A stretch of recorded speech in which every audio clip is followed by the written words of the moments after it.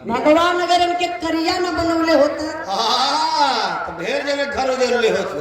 हाँ एकदम तावा फेरे सारा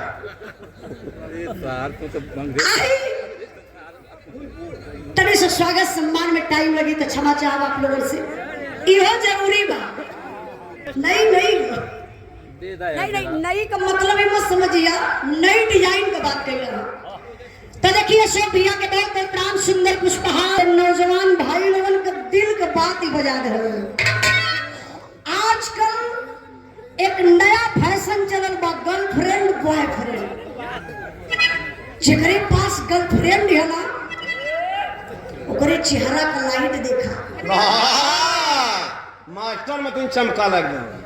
अगर नई गर्लफ्रेंड हो तो चेहरा खूब चमकत है, तनी से पुरान हो गई तो महकत हो तब लोगन का धीरे धीरे कीड़ी मरद शुरू हो जाएगी।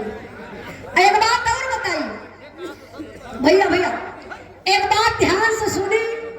आज के फैशन में नए के जमाना में गर्लफ्रेंड बॉयफ्रेंड का हुआ ना, और चाचा दादा के जमाना में जनत हो का कहल जाए हाँ कहल जाए फलनवा फलनिया के राख लहरा खाली चचा चेंज चाचू भैया के हमारे के जमाने की बतिया बता देती। चाचा बुरा ना नहीं मनवा, चाचा दादा लोग भी अपने जमाने में प्यार करत रहे। हाँ लेकिन लेटर से काम चला जे पढ़ल लिखल रहे उ लेटर से काम चलावे। जान तो का लिखा है, भेजने वाला बसंतु और पाने वाली फवनिया। अच्छा ये बात हमारे समझ में ना आवे कि जे अनपढ़ गवार रहल उ प्यार कैसे करत। हाँ वो खुरपा से निशान मारत चल जाए। कहाँ आए वही स्कूल के पीछे बैठल रहा। मान लगा वही निशाना पे दूसर के चल गल तब हो ही लाता मुक्की शुरू जे जबर फरीते रही। एकर मतलब चचा पहले भी प्यार में रिस्क रहा। अरे भैया बहुत बड़ा रिस्क रहा है। कैसे कोनो लोकेशन ना मिल पावे। आप तो मोबाइल सहारा बना कहा लगा कि प्यार खराब चीज नहीं खे, बहुत मस्त चीज हो गई। प्यार बहुत बढ़िया बात है।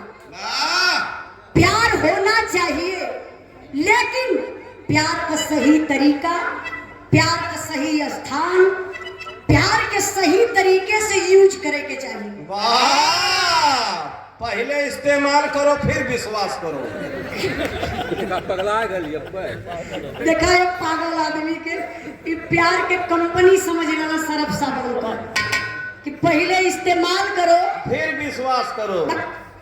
कोनो लड़की प्यार कर लेना लेकिन बेवफा लड़की निकल गई, लड़का के बड़ा दर्द बा, दर्द में बा, पीड़ा में बा। वो लड़का कहला सकरे कहले का भाव बका